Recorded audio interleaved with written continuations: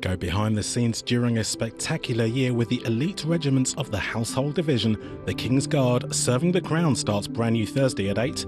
Brand new now, answering uncomfortable questions in Captain Tom. Where did the money go?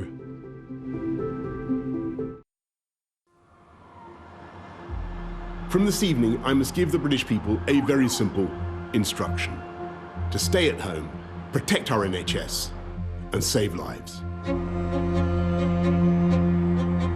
The incredible story of a one-man fundraising machine, veteran Captain Tom Moore. The money raised by his sponsored walks around his garden for the NHS will pass the £10 million mark any minute now. The money went up exponentially fast. It passed 1 million, then it passed several million. It was just incredible. Thank you very much, all of you, throughout the world. This guy broke 2 world records. He released a #1 single. He was promoted to honorary colonel. He was knighted. The whole thing was really inspiring, and then it was destroyed. His daughter, Hannah, set up the Captain Tom Foundation. Everyone goes out and buys the book. More cash rolls in. What will you say to people who'll say you shouldn't have kept that money? But they were my father's books. He wrote them. There's the book, her appearance fee. And then a row over a spa pool. When it actually goes up, it does not resemble the plans at all.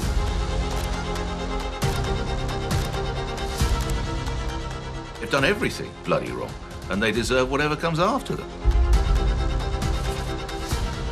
I have a very experienced team of investigators. We're looking into whether or not there was misconduct or mismanagement. This is one of those stories that you think, I just hope there's no more, and then there is more. Stop filming, because this is really unfair. The reputation of the charity has been catastrophically affected. Though they might not even know it themselves, they're cashing in on his name, not cementing his legacy.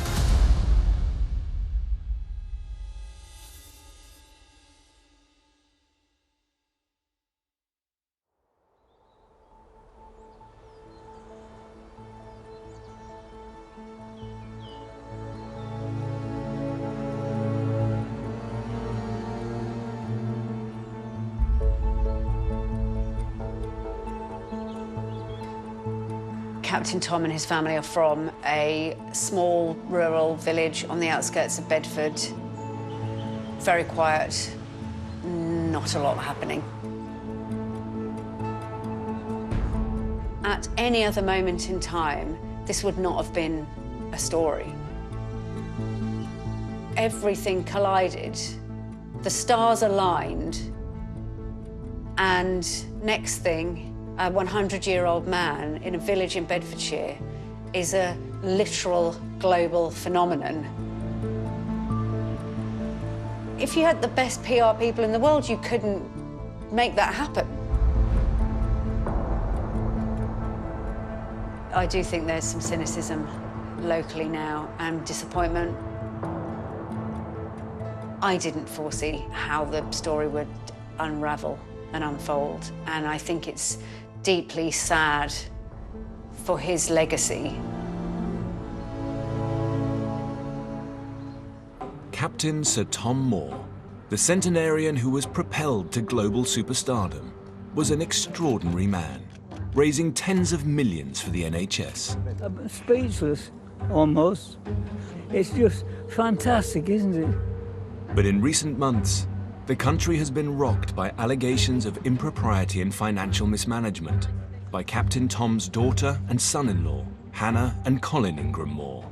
It's been on the front pages, it's been, headline news. Every attempt by the family to explain themselves seems to make it worse. Hannah, Colin, Georgia. Last month, Captain Tom's daughter Hannah and her family sat down with Talk TV's Piers Morgan for a frank interview. When I first walk in, the first thing I see is a luxurious spa pool. That's got nothing to do with Captain Tom, at all. That seems to have only opened up more questions. There are multiple allegations that have been put against the family, and I think it's the compound effect of each of them that really puts people's back up. There's the book, There's the spa, her appearance fee. I was paid £18,000 for that. Once only, or was it? Once. So you were paid £18,000, and how much did the charity get? £2,000. £2,000. Piers did a very good job. He also said that it was kind of the hardest interview he'd ever had to do because he adored that family and he gave them massive support. And there he was having to ask them very uncomfortable questions. Yeah. Can we just stop? Can we stop for a second? Sure. And stop filming because this is really unfair. I think people heard the name Captain Tom and thought NHS. And as a result of that, a brand was created to feather their own nests. And I think it's understandable that people feel like they were deliberately misled.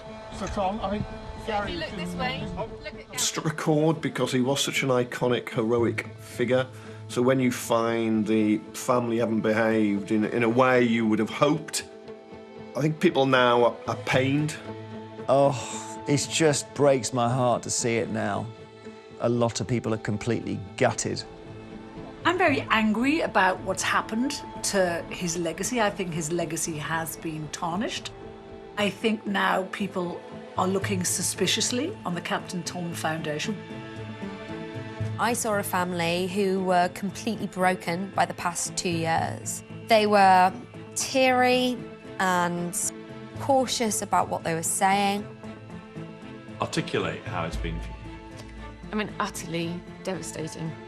She is quite dedicated to trying to clear her name, and either she's a very good actress or she genuinely feels that the family have done nothing wrong.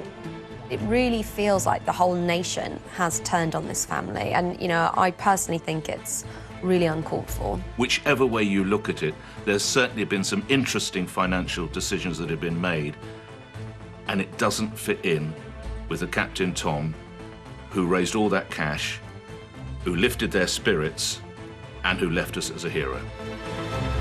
The family maintain they've done nothing wrong. But what's the truth? Where has the money gone? To find out, we need to go back to one of Britain's darkest days.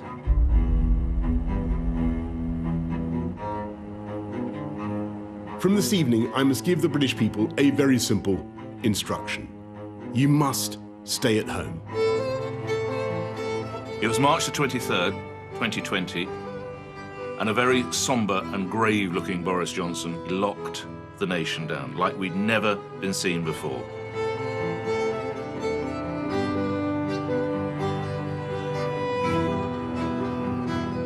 It was a crazy time. It kind of feels like a dream, doesn't it? What we don't remember now is that at the time, we didn't really know how dangerous COVID was. We knew that there was this emerging pathogen that had presented worldwide. We didn't know how bad things were going to get. People who were retired came back into service. Volunteers came in to help. We had never experienced anything like that before. We were turning vast exhibition centres into what were called Nightingale hospitals. And we were hearing the death toll. We were dealing in the thousands each day. Save the NHS, that was the drum that was being beaten every single day. We were staying at home to save the NHS. We were all searching for something we believed in. We all wanted to cling to something that was good in this absolute ceaseless bout of nightmares.